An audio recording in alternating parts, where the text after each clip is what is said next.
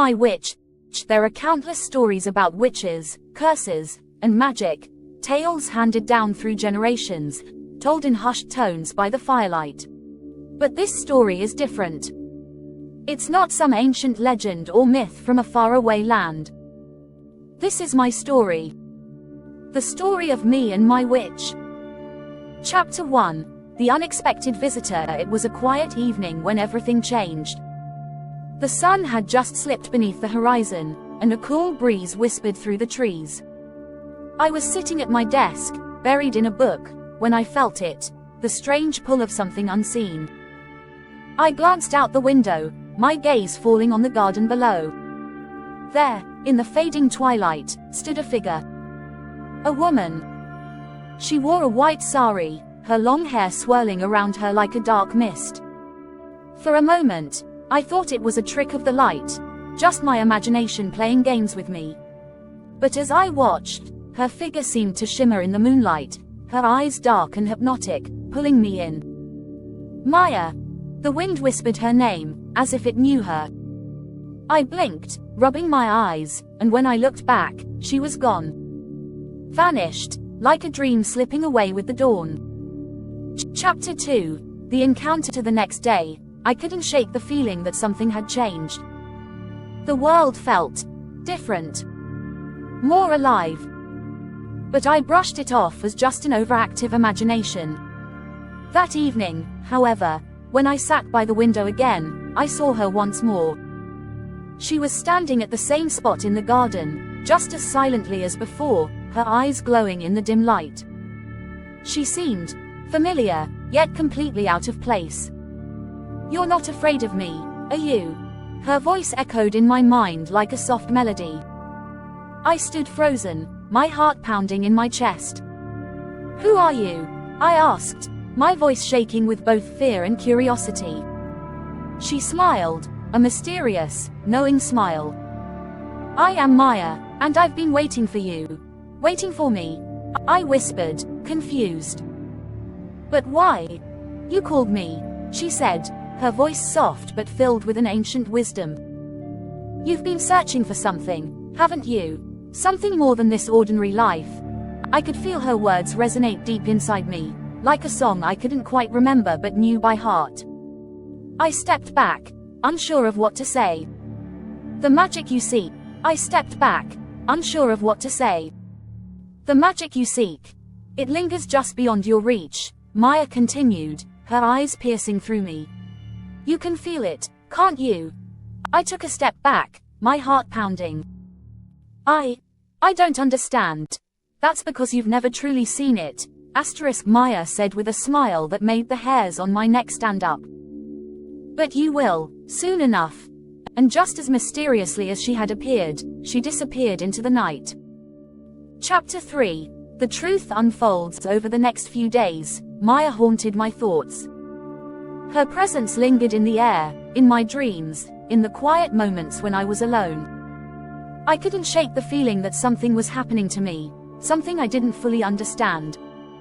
One evening, as I lay in bed, restless and uneasy, I heard her voice.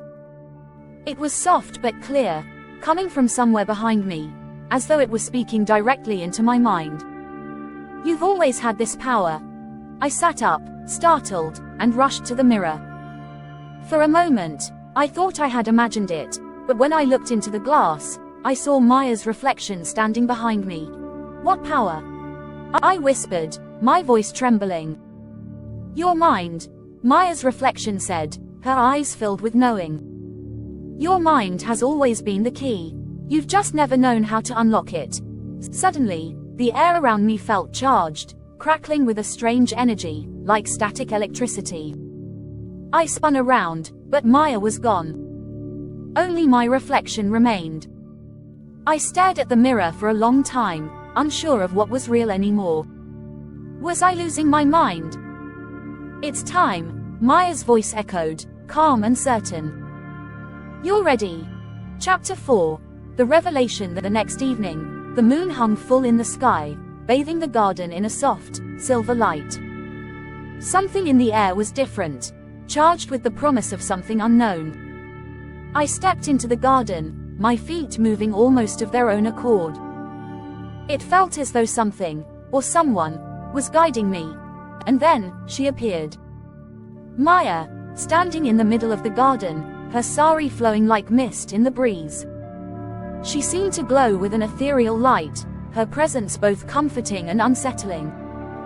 "Who are you really?" I asked, my voice trembling. "Why me?" Maya's eyes met mine, and for the first time, I saw something beyond the mystery. I saw the truth. "You are anything but ordinary," she said, her voice soft but powerful. "You are chosen. The magic that runs through your blood is ancient. But you've been afraid to embrace it. You've been hiding from it." I swallowed hard, feeling a lump rise in my throat. "Me? Chosen? I don't know anything about magic," I said, feeling small in front of her. "How can I?" Maya took a step closer, her presence overwhelming. "You do know," she whispered. "You've always known. It's time to stop running from it. Let me help you unlock it." With a flick of her wrist, a spark of light danced between her fingers. For a moment, it shimmered like a star. And just as quickly, it vanished. "We'll awaken it together," she said, her voice filled with purpose. "You're ready." I could feel something stirring inside me, a flicker of power. My hands trembled, but in my heart, I knew she was right. I was ready. Chapter 5. The awakening. Days passed, and the changes in me became more noticeable.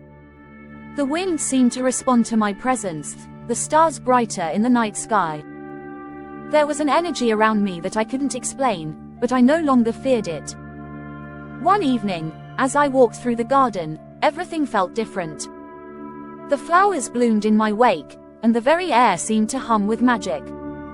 I raised my hands, and a gust of wind swirled around me, lifting my hair like it was alive. I felt powerful, connected to something greater than myself. For the first time in my life, I felt alive, truly alive. I had always known there was something more, I thought to myself. Now, I understand. The magic wasn't out there. It was always within me. I stood in the center of the garden, arms outstretched. And as if in answer, the elements responded. The wind howled, the fire crackled, the earth shifted, and the water shimmered. Maya appeared in the shadows, watching me. Her smile was proud, knowing. "You've done it," she whispered, her voice barely audible. I smiled, feeling the magic coursing through my veins. "I'm not just a girl anymore, am I?" "No," Maya said. "You're something more, something chosen." As the wind howled and the stars above shimmered brighter, I knew that my life was no longer the same. I was no longer afraid. I was no longer ordinary. I was chosen. And with Maya by my side, there was nothing I couldn't do. Epilogue. Standing in front of the mirror once more, I looked into my reflection. But this time, when I looked into my eyes, I didn't see just myself. I saw Maya. Her presence was with me, in my very soul. I wasn't just a girl anymore. I was something more. Something powerful. Something chosen. And together, we would shape the future.